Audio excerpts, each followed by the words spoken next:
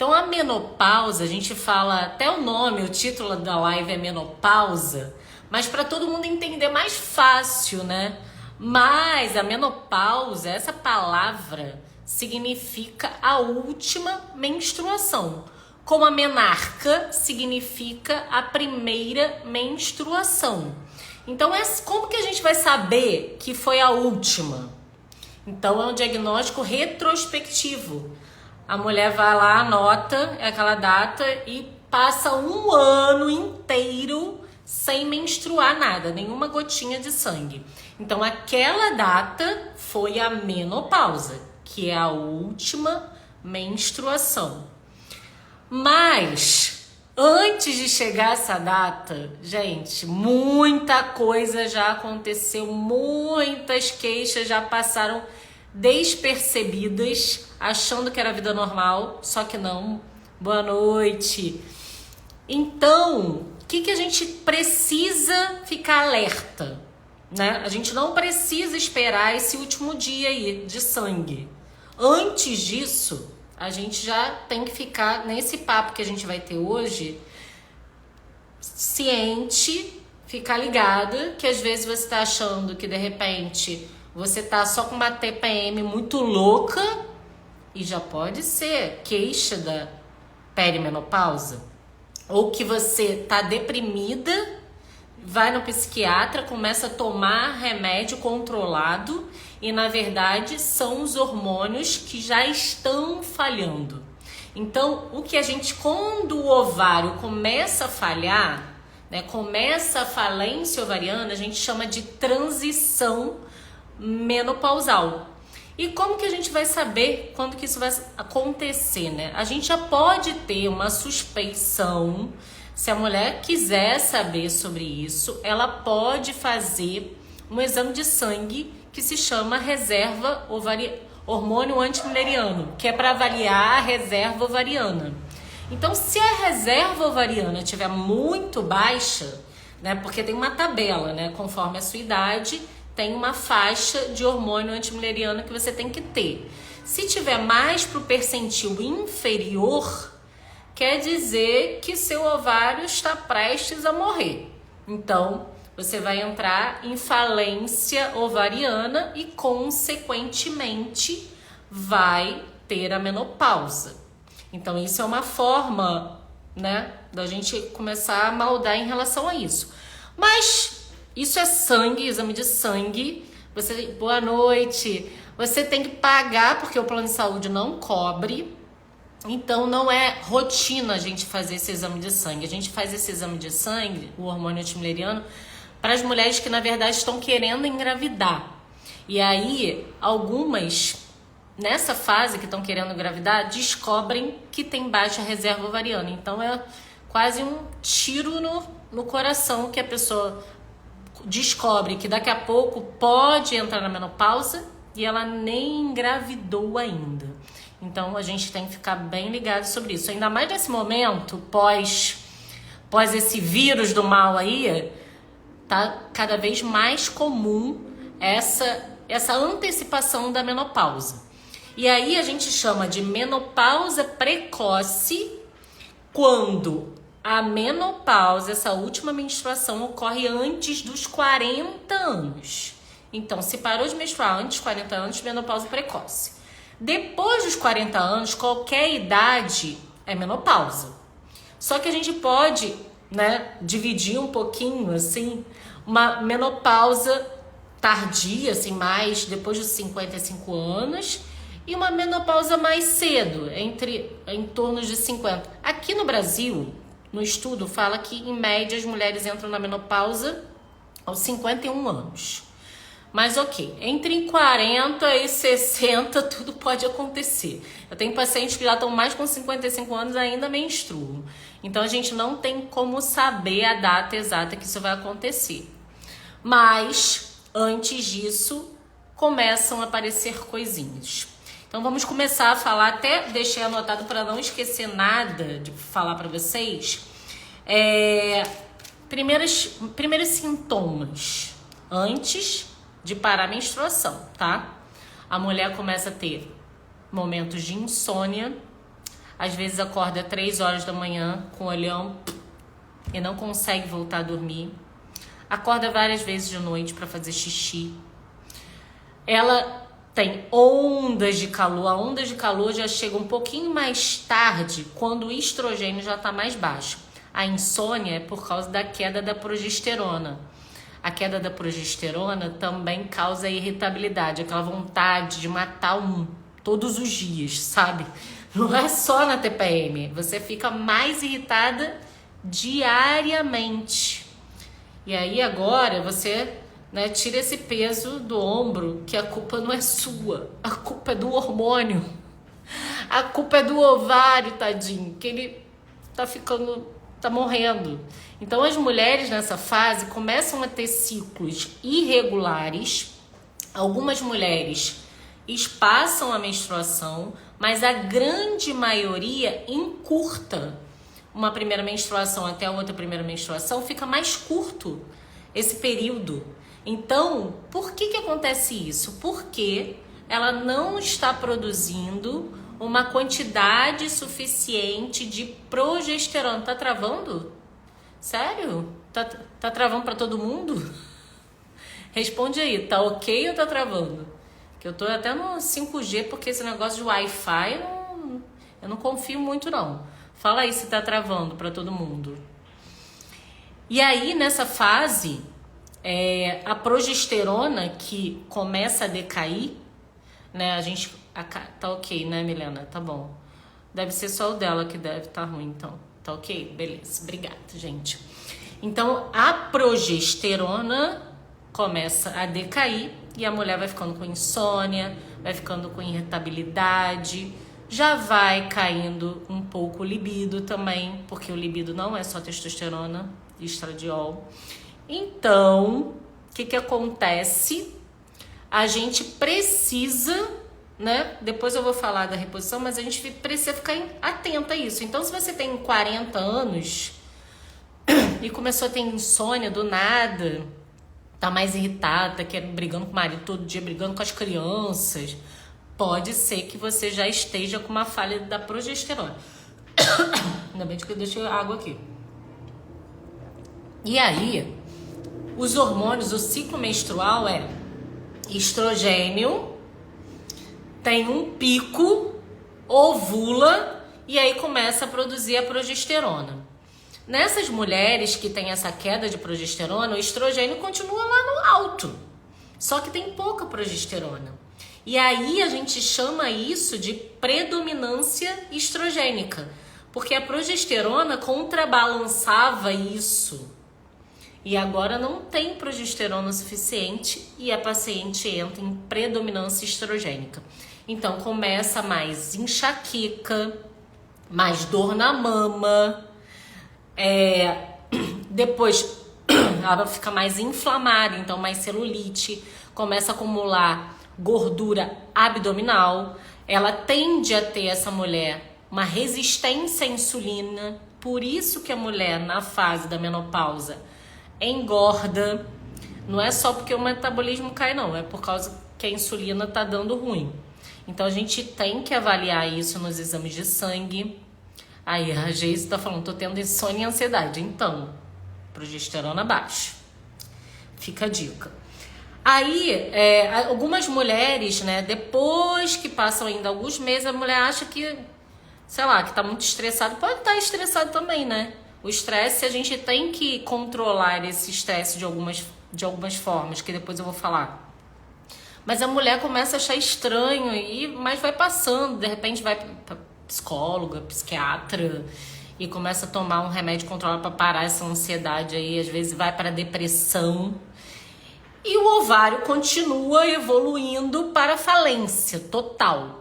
Quando o ovário vai para falência total, começa a diminuição do estradiol, que é o grande hormônio, assim, das curvas femininas, né? Então a mulher vai ficando mais quadradona, né? Já falei que acumula aquela pochete na barriga, aí vai vindo uma vermelhidão, aquelas ondas de calor que são os fogachos, que normalmente acontecem de noite, mas pode acontecer de dia também, não necessariamente, às vezes acorda a mulher. Então, de repente ela nem tá com insônia, mas ela começa a ser acordada pelos calores. E isso, né, é péssimo, né? Depois a gente fala que a gente tem que resolver essa questão. A questão do sono é prioridade para todas as pessoas e para a mulher nessa fase de perimenopausa, no climatério, é mais prioritário ainda. E aí, se cai o estradiol, acontece mudanças também lá na vagina. A vagina vai ficando ressecada, a paciente tende a ter a sensação de cistite, uma dor a urinar, né, com mais frequência. Algumas tendem a ter incontinência urinária, então quando tosse, perde urina. Aí a Marilena tá falando que acorda o calor, muito ruim, estou ficando com angústia. Tomando hormônio não adianta, tem que ver as outras coisas também, tá, Marilene? E eu não sei qual hormônio você tá tomando, mas tem jeito, tá? Então a vagina também é um local que vai sofrer nessa fase da vida da mulher. Então na hora da relação começa a doer, porque até falo com meus pacientes, né, que já estão na menopausa, que já entraram na menopausa há um tempo, que vai acontecendo uma atrofia vaginal e a paciente vai ficando virgem, vai ficando fechado o negócio, fechado real oficial. Para entrar o bico de pato é difícil.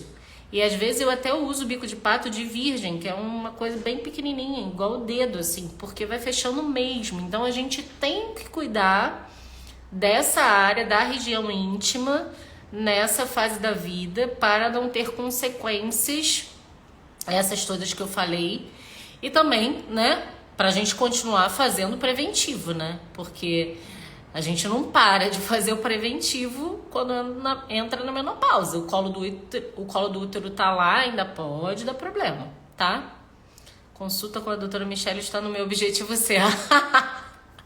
Isso aí, CMT raiz. Pode botar a consulta no objetivo C, isso mesmo. Outras queixas, dor na mama, deixa eu ver se eu esqueci. Não, e queda do libido, né, gente?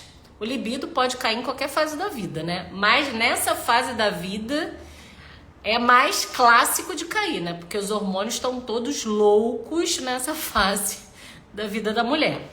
E aí a mulher começa a perceber que ela tá virando um zumbi, né? A vida dela virou um The Walking Dead. A qualidade de vida péssima, ela acorda cansada porque ela não dormiu direito, ela não tem forças para malhar, ela vai, quando ela consegue ir, mulheres focadas vão na força do ódio mesmo, levanta e vai na força do ódio treinar, mas elas estão exauridas, estão sem força. Por quê? Porque os hormônios começaram a faltar. E essa mulher não necessariamente parou de menstruar, tá? Algumas vão ter até hemorragia nessa fase da perimenopausa, principalmente por causa da predominância estrogênica. Então, quando o estrogênio está em excesso e ele está sozinho, com pouca progesterona, o endométrio, que é a camada que reveste o útero por dentro, fica mais grosso. Então, quando essa mulher sangra muito, sangra rios de sangue. Tem paciente minha, uma que foi até essa semana, ela estava usando fralda para dormir. Gente, como assim a gente, 40 anos usando fralda? Não tem alguma coisa muito errada, né? Então, assim, meu objetivo nesse caso o objetivo de vida era fazer ela parar de sangrar, né? Porque se ela sangra muito, essa mulher já vai ter uma consequência que é a ferritina baixa, podendo ter anemia, e isso vai afetar os outros hormônios, que são os hormônios tireoidianos. E aí vira uma bola de neve do mal. Então a gente tem que controlar esses sintomas, controlar essas coisas que acontecem para não ter maiores problemas na vida dessa mulher. Tá, mas e aí não é só querer a reposição, né? Não é só chegar no consultório, eu ouvi a live da doutora Michelle e quero fazer reposição. Não é assim, gente. Tudo tem seus riscos, seus benefícios. Então é importante essa live, por isso que eu quis fazer essa live, para vocês entenderem que não é só começar o hormônio, de repente comprar, se automedicar. Isso é muito, muito, muito, muito arriscado, tá, gente? Não façam isso. Alguns hormônios são controlados, e a testosterona agora está super controlada, né? Mas não é para se automedicar. Então, antes de começar uma reposição hormonal, você percebeu esses sintomas que eu falei hoje. Eu tô com essas coisas que a Michelle tá falando. E agora? Agora você tem que ir no médico, né? Que esteja acostumado com a reposição hormonal, porque eu sou uma médica formada em 2002, que foi quando o WHI, que foi um estudo muito grande com reposição hormonal, que eles usaram Premarin, que era feito com progestágeno, medroxiprogesterona, não era uma progesterona bioidêntica, e era usado nesse Premarin o estrogênio que vinha de urina de égua prenha. Quer dizer, nada a ver de bioidêntico, né? Nada de bioidêntico. Então, eles perceberam que nesse estudo que as mulheres estavam aumentando o risco de câncer de mama e de eventos cardiovasculares, de infarto, de AVC. Só que essas mulheres estavam na faixa etária errada, elas já estavam a maioria tinha mais de 60 anos. E eram hormônios diferentes dos hormônios que a gente usa atualmente. Então o WHI, em 2002, fez um boom, né? Deve ter aparecido no Fantástico, eu não lembro, né? Mas deve ter aparecido barbaridades no Fantástico, todo mundo ficou de cabelo em pé, inclusive os médicos. Então, meio que todo mundo ficou com medo de reposição hormonal. As pacientes e os médicos. Inclusive eu, né? Eu tava recém-formada, eu me formei em 2002. Então, quando eu entrei, né, na residência, eu não prescrevi hormônio pra ninguém. Eu nem falava sobre isso. Nem perguntava.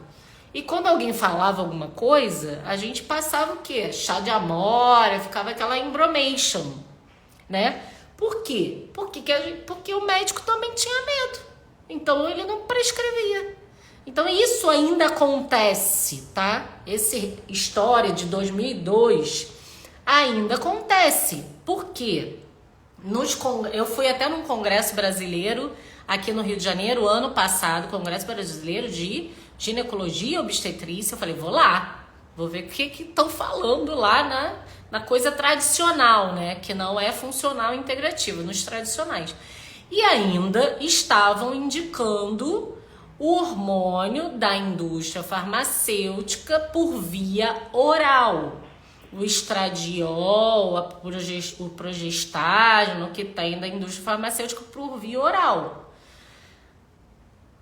Eu não concordo, mas porque aí depois, né, eu já tinha ido no RAIN, que é um curso que teve em São Paulo, que eu vou de novo esse ano, da Juliana Bica, do André Vinícius, que é reposição hormonal em mulheres, que eles trouxeram vários trabalhos científicos recentes, tudo baseado em evidência, e eles foram muito claros e muito didáticos em ensinar para nós, né, como que faz a reposição hormonal atualmente, com segurança, principalmente com segurança, sem usar esses hormônios sintéticos. E é isso que a gente vai falar até o final da live, tá?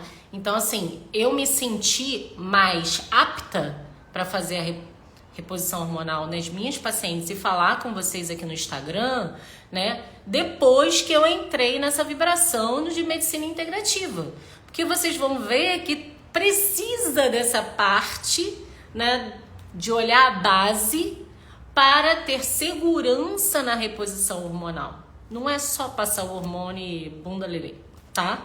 Então, antes de começar a reposição hormonal, na consulta, a paciente vai falar as queixas principais de tudo que eu conversei com vocês. Ela vai relatar o histórico familiar, qual é a doença de base, se a gente vai perceber, né, se ela tá acima do peso, se não tá, quais são os riscos que ela tem. Ela tem que fazer todo o rastreio ginecológico, então preventivo, mamografia, ultrassonografia da mama, para complementar a mamografia. Eu peço isso tudo, tá? Se cada médica é de um jeito. Eu tô falando como eu trabalho. Então eu peço ultra de tireoide, porque essa é uma oportunidade de fazer diagnóstico até do câncer de tireoide, que não é um câncer tão raro assim. Ultra de abdômen total para ver como está o fígado, porque nessa fase, como eu falei, a mulher tem resistência insulínica e ela pode ter esteatose hepática. E aí na ultrassonografia de abdômen vai aparecer.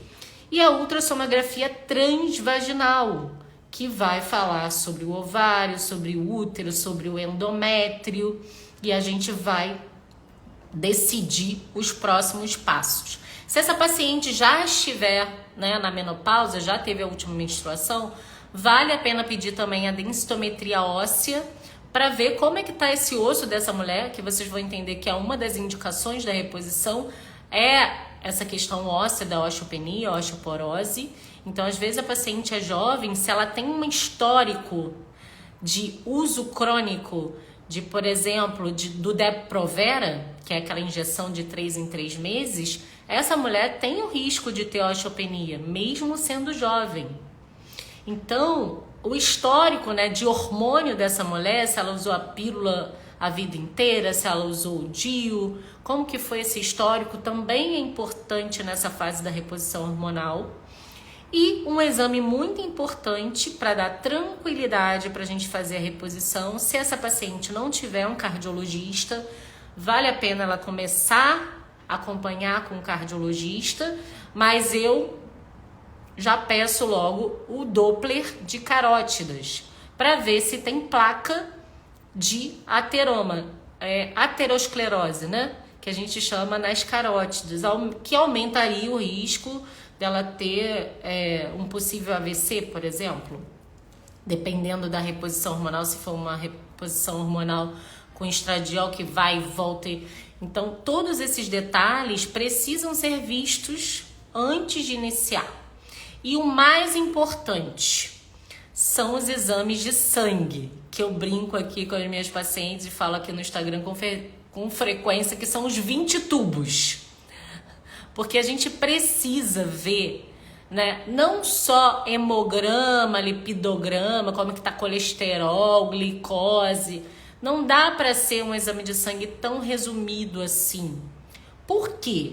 Porque a gente percebe que muitas mulheres têm alterações em minerais como selênio, zinco, cobre, que pode ser reposto com a suplementação.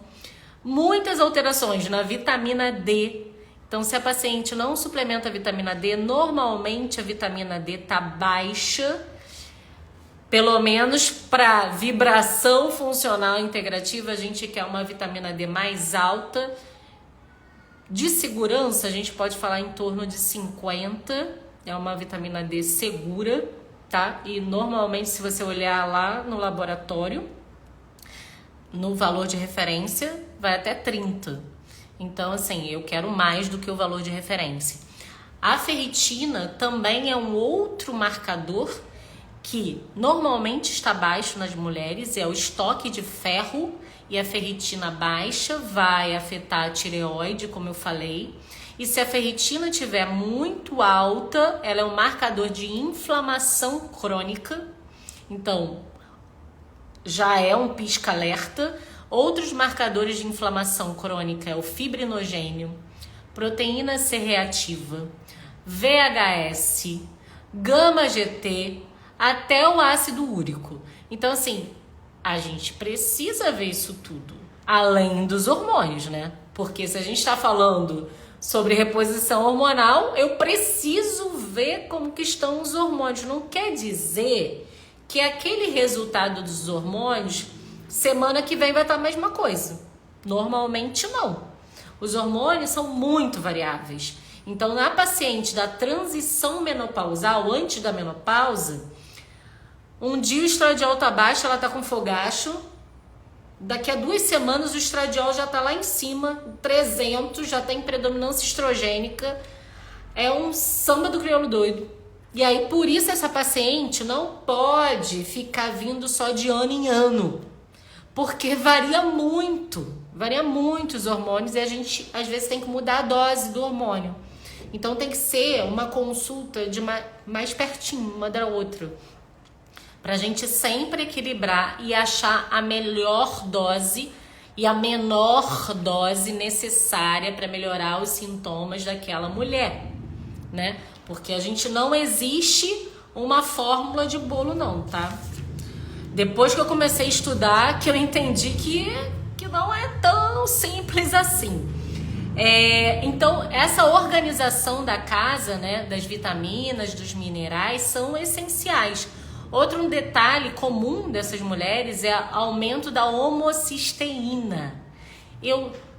Doutor, o projeto de lei que fala sobre a atenção à mulher no climatério e menopausa no SUS está andando. Olha, que lindo, hein, Raquel?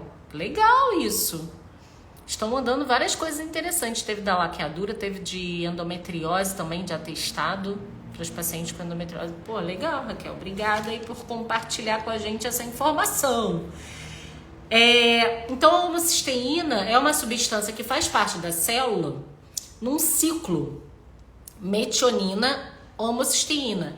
Fica rodando. Esse negócio fica rodando para limpar o DNA, tá? Então, se começa a acumular a homocisteína, é porque não tá rodando. E por que não tá rodando? Porque normalmente está faltando uma vitamina do complexo B, como metilcobalamina, que é a vitamina B12, e o metilfolato, que é o ácido fólico. Mas, por que a gente não suplementa mais o ácido fólico? Nem na gestante, não é interessante o ácido fólico.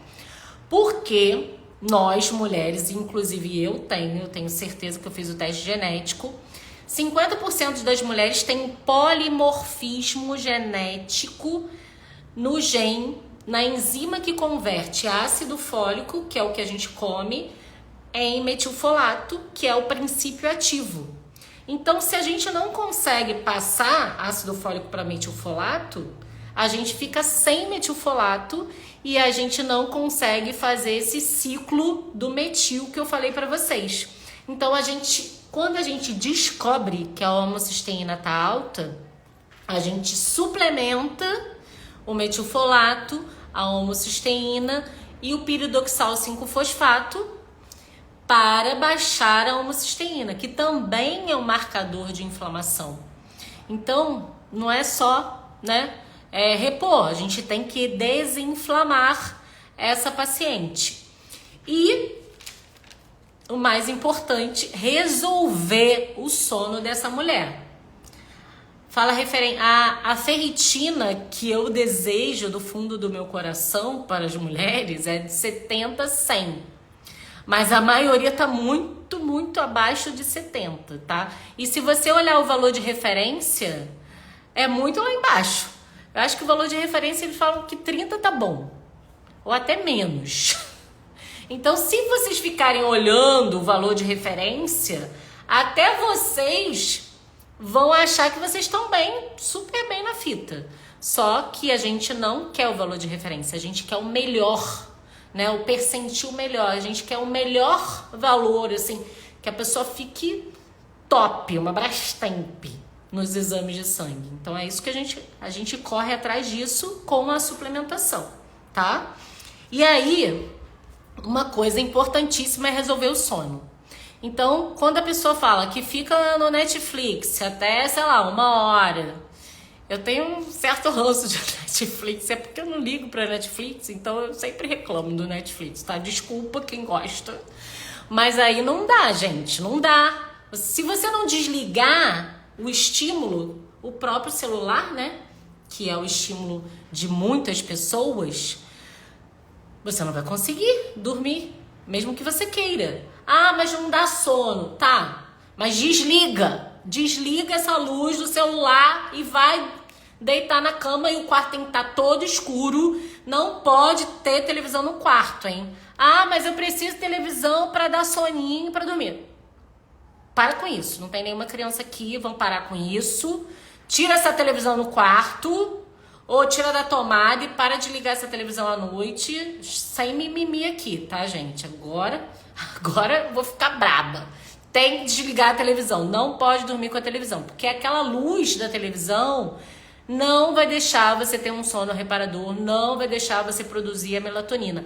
A luzinha vermelhinha desses aparelhos que tem no quarto, bota um negócio lá, cola um negócio lá para tapar essa luzinha vermelhinha, branquinha, não importa a cor. As luzes têm que ser tapadas. O quarto tem que estar um breu total quando você for dormir, tá? Não tem opção. Você pode fazer a higiene do sono tomando um chá calmante de camomila, erva doce, né? O que você gostar mais. Acender uma vela aromática, usar o óleo essencial de lavanda. O Vitor Sorrentino fala muito para pingar aqui, esfregar e dar 5 cheiradas. Você pode botar no difusor, você pode botar o óleo de lavanda no travesseiro. Faça o que você achar melhor, mas aproveite essa estratégia do óleo de lavanda nesse momento, né, do sono, tá? Existem suplementos, né, para ajudar nesse sono que eu gosto muito e prescrevo com uma certa frequência, uma fórmula até manipulada com L-teanina, que tira a ansiedade. Magnésio é essencial para todas as pessoas do planeta Terra. Então, nessa fase do sono, é importante também. Você pode botar, no caso médico, vai botar na forma manipulada, ou você pode comprar um suplemento, que agora eu lembrei que esqueci na casa do namorado, o suplemento que ia trazer para mim, que é o magnésio inositol, que eu gosto muito, melhora o sono, relaxa o sono, melhora o funcionamento do intestino e trata o ovário policístico. Ah, mas eu não tenho ovário policístico. Tudo bem, mas vai melhorar seu sono. Então a mulher na menopausa pode usar o magnésio inositol, que é um suplemento, não vai te fazer mal, tá? Uma dose à noite. Então, Ju, magnésio inositol, até você ir na consulta, mas você vai na consulta, eu vou te prescrever na fórmula, tá? Fica tranquila. Então, é isso daí, o magnésio, a L-teanina, algumas vitaminas, a taurina. A gente acha que a taurina é excitante, né? Porque falam que ela tem no Red Bull. Mas a taurina foi colocada no Red Bull para equilibrar a cafeína que tá. Então a taurina é relaxante. Então essas substâncias vão estimular a produção de um neurotransmissor chamado GABA. Então é o GABA que vai deixar a gente na paz, tranquila, zen. E por isso que a gente precisa, quando a gente começa a fazer a reposição hormonal, um dos primeiros hormônios que a gente prescreve é a progesterona. E a progesterona natural, progesterona micronizada, que agora está em falta na farmácia de rua, que tem o nome de Utrogestan. Isso foi pânico, meu WhatsApp deu pânico, porque a galera toda não estava achando a progesterona. E aí tem a opção de manipular a progesterona. E por que a progesterona precisa ser reposta? Para dar o soninho, para tirar a irritabilidade, para proteger o endométrio, que é essa camada que reveste o útero por dentro. Porque se tiver excesso de estradiol sem a progesterona, o endométrio vai ficar gordo e essa mulher vai ter hemorragia. Corre o risco de ter uma hipertrofia endometrial. E aí, a gente bota progesterona. Antigamente, né, botava... antigamente não, tem gente que ainda prescreve a progesterona transdérmica. Mas aí a gente perde o benefício GABAérgico, o benefício do sono. Porque essa progesterona, quando ela passa pelo intestino, ela se transforma um outro hormônio, que é a alopregnolona, que é o que vai dar o sono. Então a progesterona tem que ser via oral. Então, existe um mito que eu aprendi lá atrás, que quem não tinha útero na reposição hormonal não precisava usar progesterona, porque a progesterona a gente aprendeu que era só para proteger o endométrio. Agora, né, há pouco tempo, eu entendi que a progesterona é para todas as mulheres, até para as mulheres que não têm útero. Por que as mulheres que não têm útero não vão poder dormir? Como que é isso?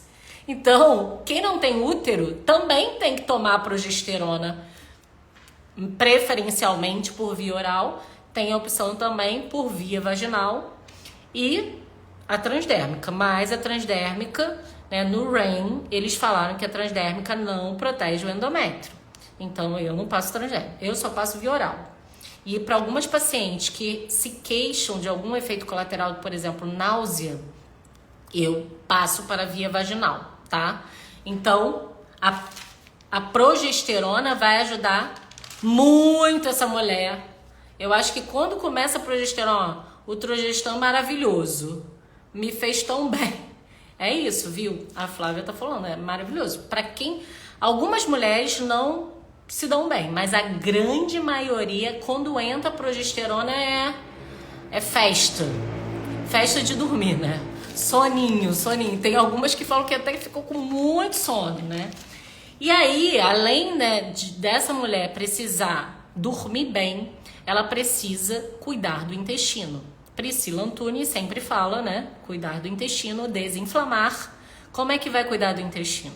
Indo numa nutricionista, preferencialmente, né? Fazendo uma alimentação regrada, balanceada e individualizada para você, porque às vezes um alimento pode ser ruim para você, pode dar gases, pode te dar distensão, e para outra, para coleguinha não. Então tem muitas mulheres que acham interessante fazer o jejum intermitente, tem outras mulheres que preferem fazer low carb, tem mulheres que já estão fazendo dieta há muito tempo, já estão na cetogênica. Então cada mulher vai ter uma estratégia alimentar específica, tá? Mas é muito importante ter uma nutricionista te acompanhando, além de um preparador físico ou preparadora física te acompanhando, porque a atividade física também é essencial para todos.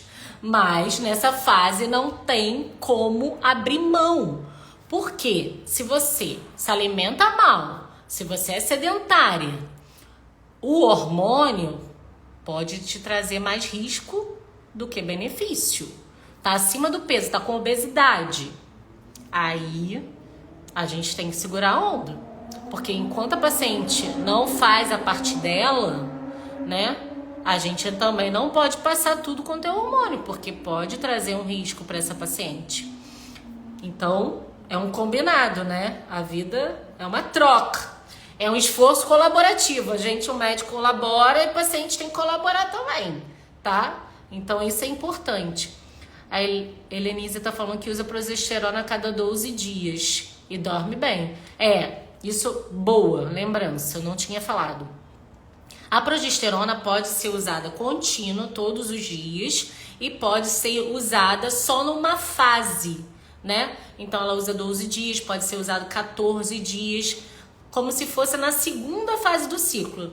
Então a paciente que ainda sangra, né? A paciente que ainda não parou de sangrar, aí começa o sangramento, conta 14 e começaria na segunda fase do ciclo a tomar a progesterona, que é a fase que tem mais progesterona no corpo.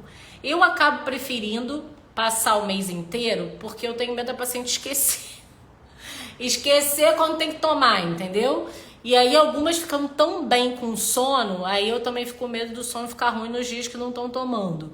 Então eu prefiro de passar uma dose menor, uma progesterona contínua, do que fazer cíclico. Mas cíclico também protege o endométrio, tá? E aí, como eu falei pra vocês, né, precisa dessa avaliação, né, do cardiologista. É muito interessante que essa mulher tenha um cardiologista do ladinho dela. Oi, Patrícia, boa noite. Deixa eu ver, passou alguma coisa. Eu estou usando 3 vezes por semana uma forma manipulada, gineco passou também via vaginal por conta do libido. Eu acho que é progesterona, né, que você deve estar usando. Estar com escape antes do ciclo pode significar progesterona baixa? Pode. Pode significar progesterona baixa, mas aí tem que fazer o exame de sangue na segunda fase do ciclo, né? Mais ou menos no 21º a 23º dia do ciclo, dosar os hormônios, incluindo a progesterona, para ver quanto que tá a progesterona, tá? É uma opção para fechar esse diagnóstico. Aí, né, nessa consulta pré-reposição hormonal, tem que ver qual é a história familiar, né, em relação a câncer, hipertensão e diabetes. Mas, atenção, mulherada do Instagram. A história familiar de câncer de mama não contraindica a sua reposição hormonal, tá? A contraindicação absoluta da reposição hormonal é a história da paciente. Se a paciente teve câncer de mama, ela vai ter restrições. Câncer de endométrio, ela vai ter restrições. Não é restrição de tudo não, tá? É restrição muito mais do estradiol. Mas a história familiar, principalmente quando esse parente foi da parte do pai, esse parente for da parte da mãe, mas acima dos 50 anos, seu risco é igual ao da população normal, da população em geral. Mas vamos supor que você fique ainda muito desesperada, muito grilada com essa história familiar, que sua família tem antes dos 50 anos. Vale a pena fazer um estudo genético, né? Com um oncogeneticista, né? Avaliar seus riscos, essas pessoas que tiveram, se ela tem um histórico de BRCA1, BRCA2 positivo, e aí isso é um caso muito individualizado, né? Não quer dizer que você está proibida, mas aí você precisa investigar com mais detalhes. Mas, eu não vou fazer reposição porque minha família tem câncer. Não é assim, não precisa ser assim. Mas também ninguém é obrigado, tá? Ninguém é obrigado a nada, ninguém é obrigado a fazer reposição hormonal. Mas se a pessoa deseja fazer, tá sofrendo com sintomas, a gente pode tranquilizar essa paciente e, se ela quiser investigar a fundo essa genética dela, tá?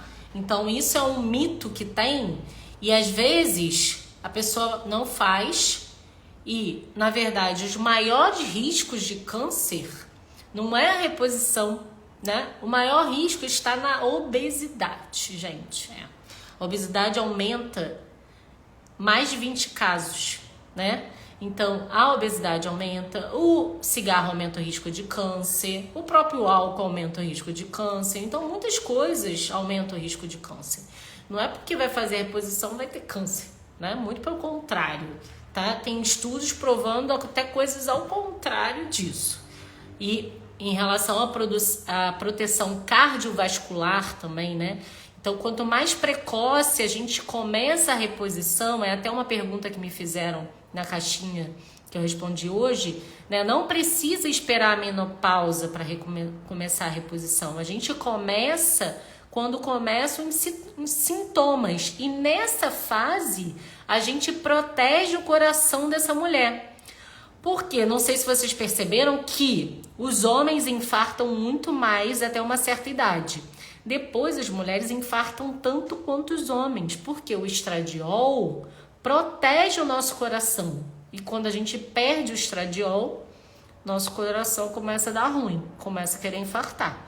Então, a reposição precoce é interessante, principalmente para as mulheres de menopausa precoce. Essas mulheres não tem como negociar. Então, se você entra na menopausa antes dos 40 anos, você necessariamente precisa fazer a reposição hormonal. É importante, se você não tiver nenhuma contraindicação. É uma indicação absoluta de reposição hormonal, é a menopausa precoce. Então, tem que ficar bem ligado. Outra indicação, né, que está nos guidelines da Sociedade Brasileira de Endocrinologia, Sociedade de Ginecologia, todo mundo é um consenso da reposição, são os calores, são os fogachos. Então, se você tem fogacho, é importante você pensar em iniciar a reposição hormonal. Para proteção óssea, também seria uma indicação, né? Pacientes que já têm osteopenia ou osteoporose, pensar na reposição hormonal para proteger a evolução dessa doença. Só que nesse caso não é só o estradiol, não é só o hormônio não, tá, gente? Tem que olhar a vitamina D, tem que repor vitamina K2, MK7 e não necessariamente precisa repor cálcio. Porque antigamente a gente passava cálcio para todo mundo. Aí quando você passa cálcio, se não tem a vitamina K2, esse cálcio vai logo para a placa de ateroma, aumentando seu risco. Então, muito cuidado com essa automedicação de cálcio, tá? Porque precisa da vitamina D e vitamina K2 para o cálcio ir para o osso e não ir para as artérias. Muito cuidado nisso, tá? Outra indicação, né, que está no guideline para reposição hormonal é a síndrome geniturinária. O que é isso? É o que eu falei lá no início. Então, perda de urina, ressecamento vaginal, né, incontinência urinária, sensação de cistite, sensação de que tá meio coçando. Às vezes a paciente acha até que tá com candidíase e é só o ressecamento da vagina. A gente pode e deve fazer a reposição hormonal completa e principalmente a reposição hormonal via vaginal com estriol. Tem o estradiol, que a gente vai passar transdérmico, e tem o estriol, que a gente usa via vaginal. E aí, não necessariamente vai ser toda noite, né? Eu gosto de passar 3 vezes por semana. E melhora muito, né, na relação sexual, melhora a elasticidade da vagina.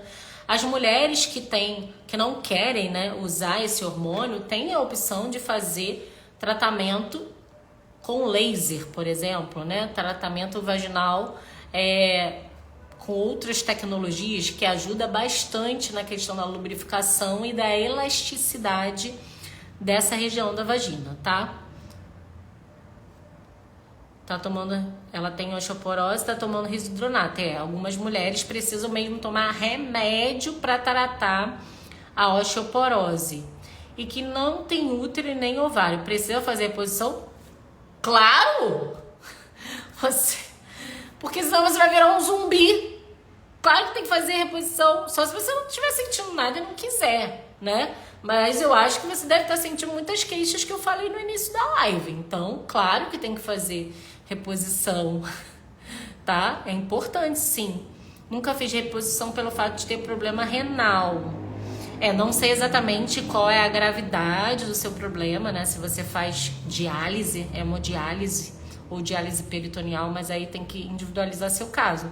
Mas dependendo do problema renal aí, não é contraindicação, tá? Tem que avaliar detalhado o seu caso, Bela Flor, tá?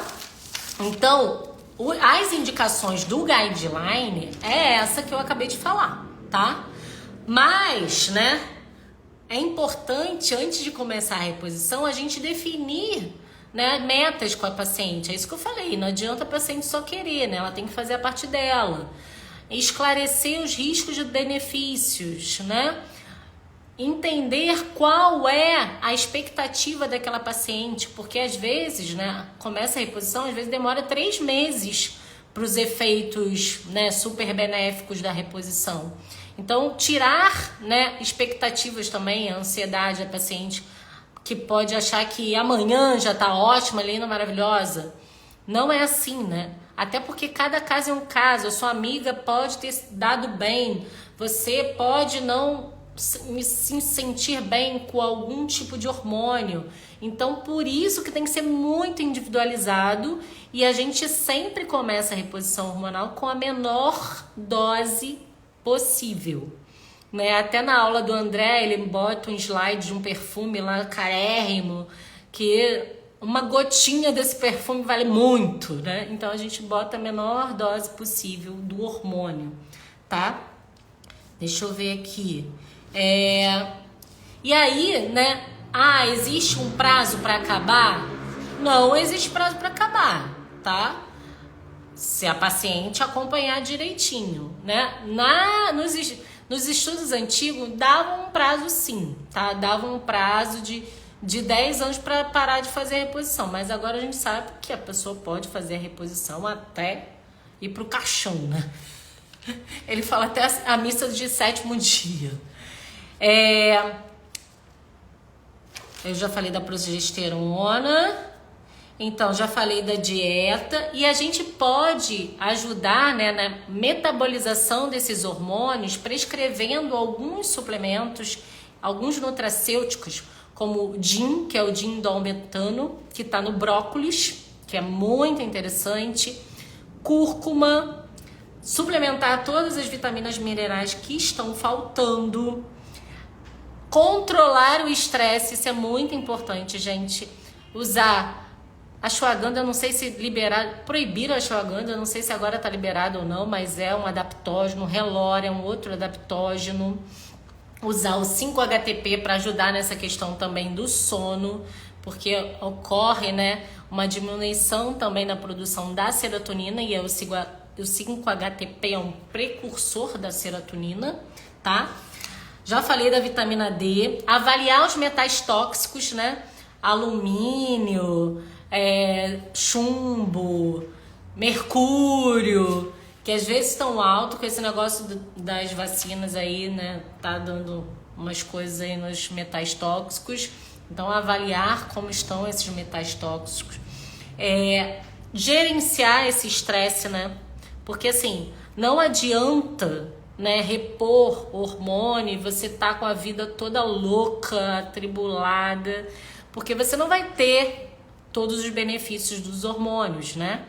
Você pode até trazer algum risco, porque nessa metabolização do estradiol, por exemplo, ele vira estrona e ele pode ir para uma estrona ruim, que é a estrona 16, que é uma estrona proliferativa, uma estrona que aumenta o risco na mama. Então a gente tem que estar com a casa limpa, com a casa organizada, com o fígado, principalmente. Priscila fala muito do fígado, organizado para ter essa metabolização dos hormônios da forma correta.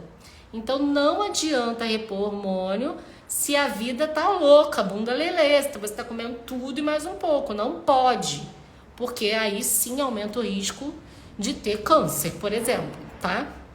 Então, eu falei da resistência insulínica, né? Que a gente tem que cuidar da resistência insulínica, do intestino e os exercícios.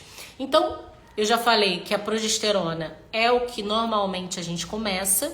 Se a paciente fala sobre queda de libido, a gente avalia a testosterona, né? Que não é o exame de sangue não é altamente confiável, mas quando ele tá quase zerada a testosterona e a pessoa fala que tá com queda de libido, a gente pode sim pensar em fazer a reposição hormonal de testosterona transdérmica em dose feminina. Testosterona que tá na farmácia é para homem, pelo amor de Jesus, não comprem essa testosterona, é dose de homem, tá? Vocês vão virar homem, vai ficar cabeludo, vai ficar careca, cabelo não, fica barbada, voz grossa, clitóris grande, se você usar a testosterona errada. E por isso que o CFM se posicionou, né, em relação à reposição desses androgênios, porque o pessoal tava fazendo coisa louca. Então, a indicação do guideline você pode fazer reposição de testosterona em desejo sexual hipoativo. Então, essa mulher na menopausa com libido baixo, legalmente pode fazer a reposição de testosterona transdérmica.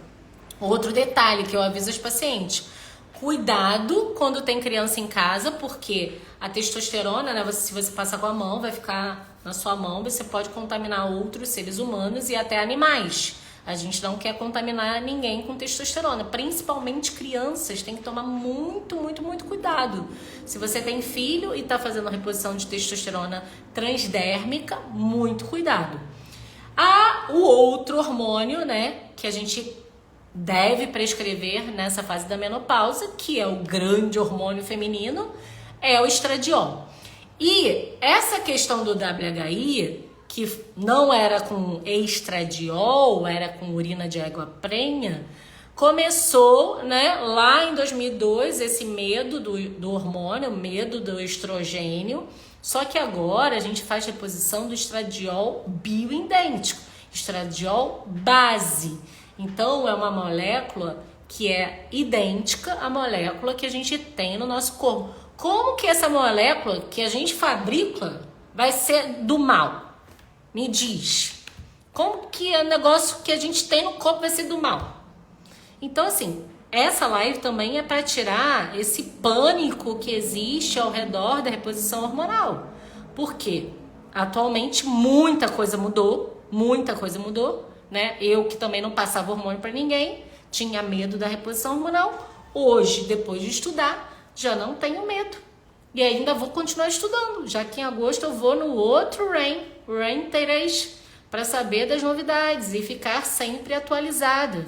Porque aí o papel do médico é esse, né?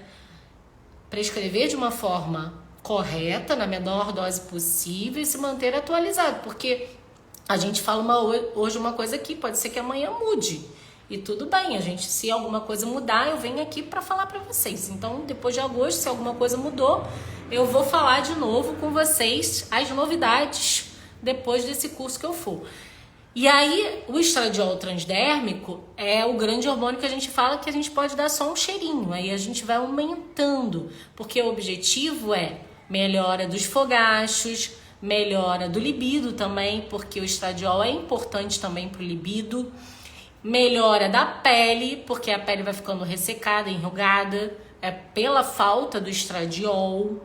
Então, antes de ficar tudo caído, é melhor, né, começar a repor antes de cair tudo. Porque depois que cair tudo, aí vai lá no Guilherme Modesto fazer os tratamentos, né, os lasers, as coisas. A gente faz também. O Guilherme me ajuda também nessa proposta aí, né? Mas tem a reposição hormonal transdérmica, eu não prescrevo estradiol por via oral da indústria farmacêutica, não prescrevo, tá? Tem a opção também desses hormônios, tanto o estradiol como a testosterona, ser na forma de implante, que é aquele tubinho, que é o chip, que o nome tá errado, o chip tá errado, que esse tubinho não bota no braço não, esse tubinho bota no bumbum, assim, na marquinha do biquíni, tá? Então, a paciente que acha um saco ficar passando creme, porque aí vai ser estradiol e testosterona. Aí eu falo, bota uma coxa, testosterona na outra coxa, o estradiol, ou na panturrilha. Eu não gosto muito de botar aqui no braço, porque se a pessoa abraçar, vai ficar contaminando os outros seres humanos, né? Então, aí a pessoa fica toda cremosa, né? De manhã vai ficar toda cremosa, passa creme pra lá, passa creme pra cá, mas, né, é uma opção mais em conta. Porque o pellet, que é um implante, é uma opção cômoda, que vai botar lá o implante. Se for absorvível, dura 6 meses. Se for inabsorvível, dura 1 ano. Aí a pessoa esquece daquilo lá, né? A liberação desse hormônio em pellet é uma liberação mais lenta, né? Não tem um pico, então é uma reposição hormonal bem interessante para quem pode investir nesse tipo de reposição por via implante, tá? Mas se você não pode, não tem problema. Faz a transdérmica, testosterona e estradiol transdérmico e progesterona por via oral, tá? Esse é o basicão para reposição hormonal, mas antes tem que ter feito o trabalho de casa, né? Dieta, atividade física, suplementação. Não falei do meu queridinho ômega 3, né? Que nenhuma paciente minha fica sem ômega 3 com enzima Q10, o magnésio, vitamina D, cúrcuma para algumas, outras eu prefiro NAC, quercetina. Então, a suplementação varia conforme o que eu quero, né? Se a pessoa tá muito inflamada, eu prefiro passar uma cúrcuma do que, de repente, o NAC, né? Então, essa suplementação vai vir junto com a reposição. Porque eu falei para a metabolização hepática ficar né, indo para o lugar certo, né, para a via correta, para a via do bem, em vez de ir para a via do mal. Eu tô vendo agora que tem pergunta aqui, deixa eu abrir aqui. Não era pergunta, para participar. Alguém queria participar? Calma aí, deixa eu ver. Eu uso vaginal porque oral fico muito tonta. Então, ela tá falando da progesterona.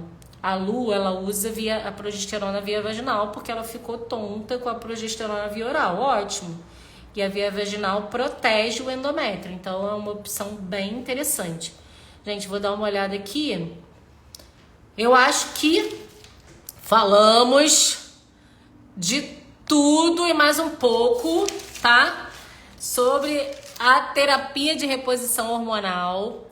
Espero que tenha ajudado a galera aí. Normalmente, mais 40, né? Mas algumas pacientes podem estar algumas seguidoras podem estar em menopausa precoce. Então, essa live não tem idade, né? Eu acho que depois dos 30, qualquer uma pode assistir essa live, porque pode encaixar para você algum detalhe que eu falei aqui e pode te ajudar a cair a ficha que você está na transição menopausal, na perimenopausa, e é importante começar a olhar com atenção. Vou deixar salva, com certeza. Testosterona baixa, tem alguma injeção para dar um up? Bianca. Então, a injeção já é anabolizante, tá? A mulher nunca precisa tomar injeção. Aí é para anabolismo, né? Para ficar marombeira, tá? Então, eu não prescrevo injeção normalmente, tá? Eu prescrevo a testosterona transdérmica ou a testosterona por implante. Tem como autorizar o teste genético pelo convênio? Ótima pergunta, Beatriz. Eu não sei. Mas tem uma médica que tá lá no Instagram da Medsculp, né, nessa clínica que eu trabalho agora, a Medsculp, que é a doutora Lívia. O Instagram dela, profissional, acho que é Oncologia Preventiva. E ela atende na Medsculp. E você pode marcar uma consulta com ela e ver esse detalhe aí, que eu não sei se o plano autoriza, não sei mesmo. Talvez autorize, né? Fazendo um relatório. Doutora, como não se sentir burra? Como não se sentir burra na primeira? Na primeira o que, gente? Via vaginal não contamina o parceiro? Não tem problema, não, porque o homem tem todos esses hormônios. Então, assim, o homem também tem progesterona, tá? Então, não tem problema.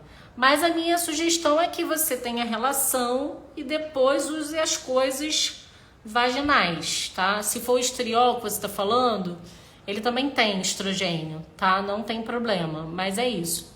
Tem relação primeiro, depois você bota o creme, tá?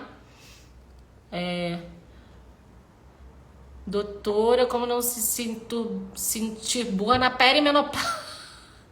Eu não falei sobre isso, tá, gente? Mas essa fase tem uma queda de cognição.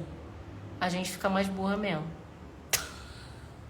Então, por isso que a gente tem que repor os hormônios. Ainda tem esse negócio desse bicho aí, que também ferra com a nossa memória, esse bicho.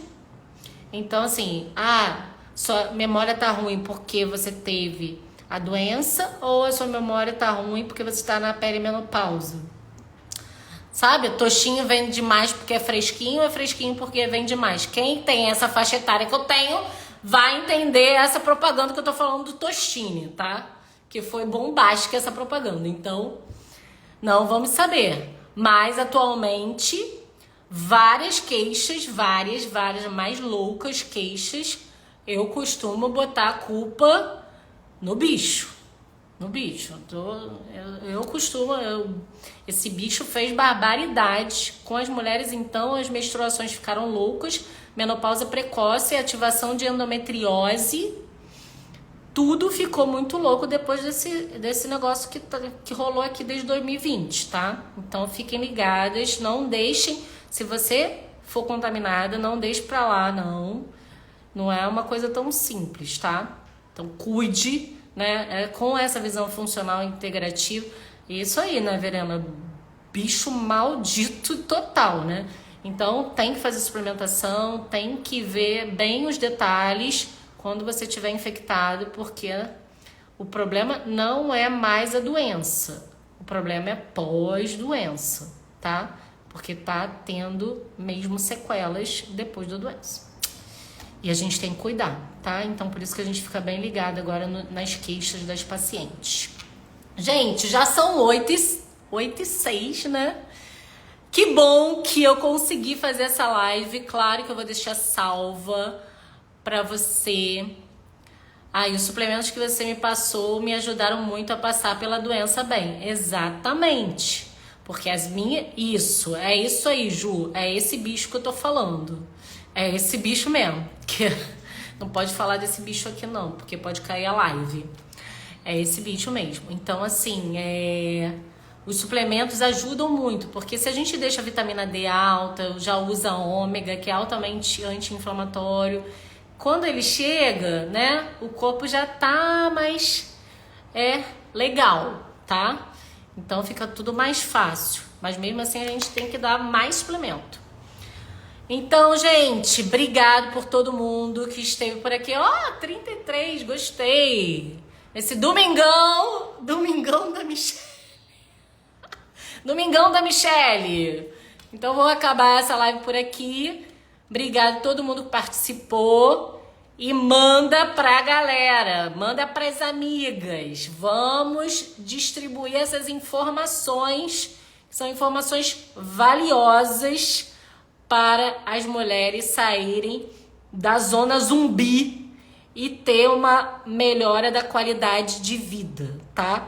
Ajude compartilhando, ajude a doutora aqui chegar aos 18 mil seguidores, tá? Tem que chegar... O objetivo é 100 mil seguidores, mas vamos de 1.000 em 1.000 até 100 mil, tá? Vamos lá, todas juntas. Tchau, gente. Oi, Michele. Boa noite. Isso aí, Neuzinha. Um beijo, todo mundo. Tchau, tchau.